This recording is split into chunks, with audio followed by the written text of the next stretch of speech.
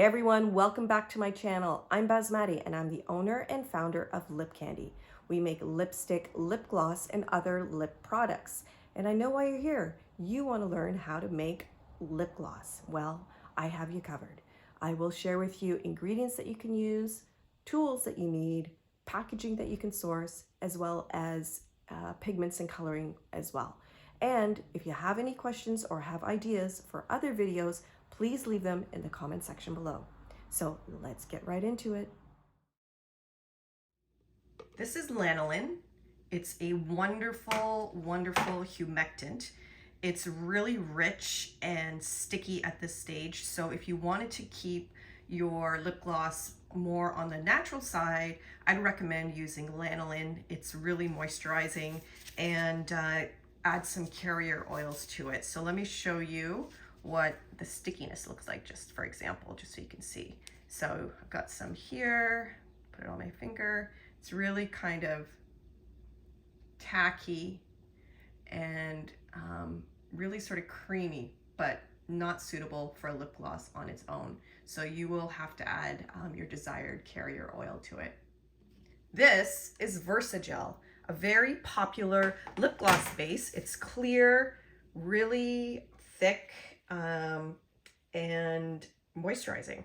So let me show you what it looks like just on my finger. So you can see it there, clear, kind of really goopy between my fingers. So you need to add other oils to this to get it to the consistency that you want. So a really good option for a clear lip gloss, but it's not natural. It's synthetic, totally safe for your lips. Unless your lip gloss is going to be clear, you're going to need some coloring.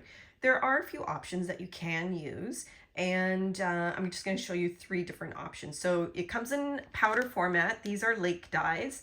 They are hard to dissolve, and I recommend using a roller mill if you have one. You can break it down by hand, but it does take a long time to smush them around. I've got pretty much all the primary colors, and I mix and match to what my heart's desire. You can also use colored micas to give you the color that you want. So that's an option. These are also in powder format. You can also get glitters, which are really fun and beautiful.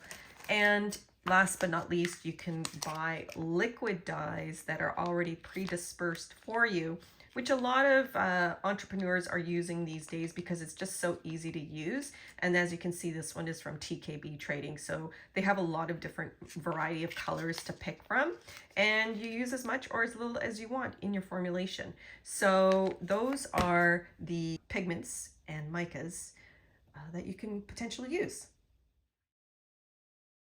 In terms of oils, there's so many different options that you can choose. You can mix and match to make your lip gloss unique to you.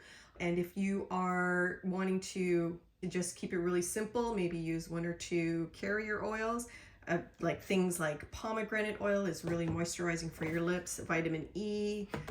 We've got coconut oil here that I use quite a bit, and chia seed oil, camellia seed oil, jojoba oil, as well as castor oil. It's also really, really common in lip products. You can use that as well.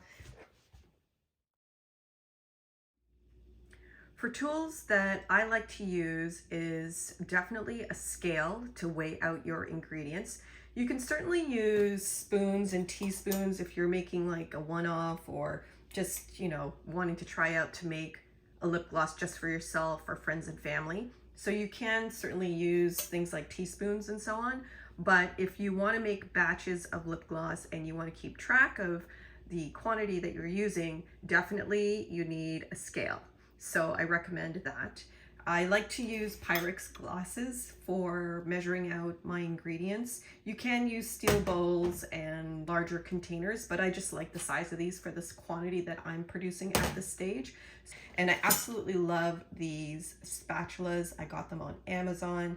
They have a flexible tip, so when you go into the bowl to stir, you can mush around the pigments. A little bit hard to do by hand, but you can use the back of this or the side of the spatula to really move things around. And I always recommend using gloves when you're manufacturing.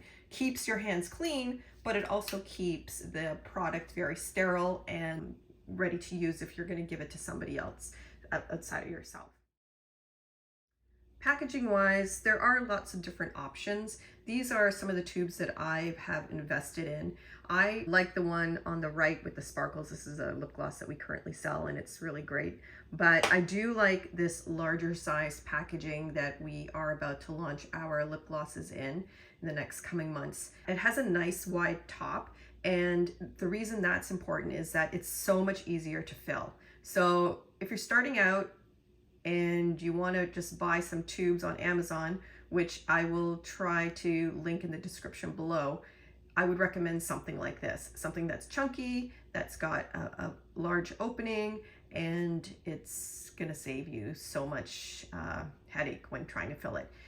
You can use a syringe to fill the tube like this, something like this, and then you put a pipette on the bottom and you can just insert the product that way. If you're just doing a few lip glosses, then you can just take your time and just drop it in the wide mouth of the tube and get your product in there. You do want to leave some space before you fill it all the way to the top, because you have to account for the wand that goes in. So it displaces the lip gloss and it will rise to about, well, if you fill it properly, it will rise up and you will be able to seal it properly.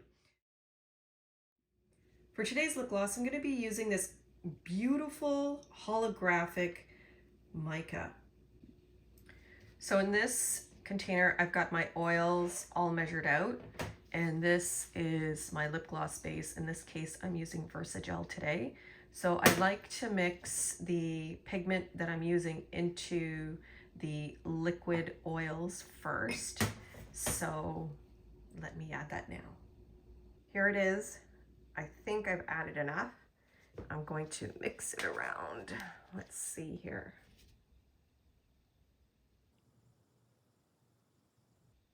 So glittery and so pretty.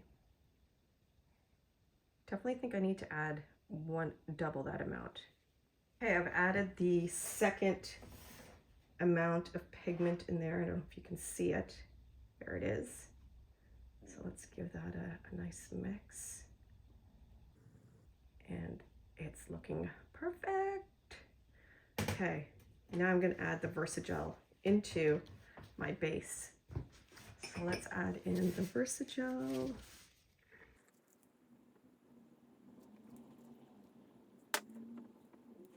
So I like to start slowly.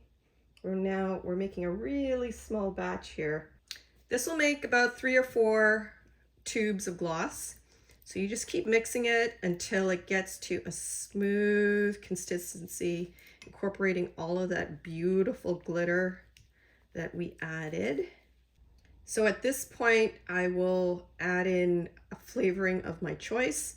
I like to use a candy scented flavoring oil for our lip glosses. It's a nice play on our company name, Lip Candy. So that's what I'm going to use here. Now, I forgot to mention in my ingredient list that I showed at the beginning, you can include flavoring oils. You certainly can leave it with no scent as well.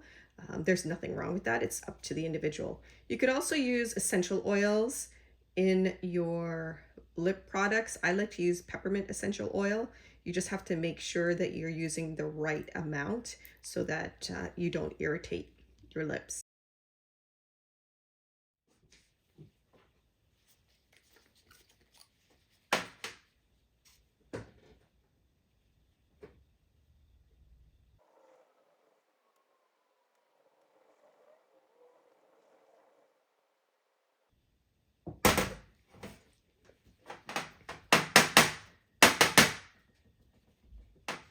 So I filled it to almost to the top, and it's beautiful. And if you're just making 1 or 2 tubes, you can definitely do it by hand. Here's the stopper. I'm going to put it in, and the wand.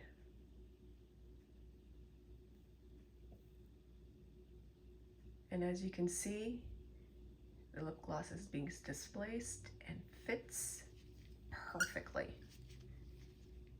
There you have it. Your very own lip gloss that you made at home. I hope you really enjoyed watching this video of me making lip gloss and that you learned something and that it inspires you to make your own. So if you have any questions or suggestions on videos that you'd like to see more from us, please put them in the comment section below and hit the subscribe button if you want to see more videos like this and the notification bell so you know when it's released. Thanks for watching and have a fantastic day.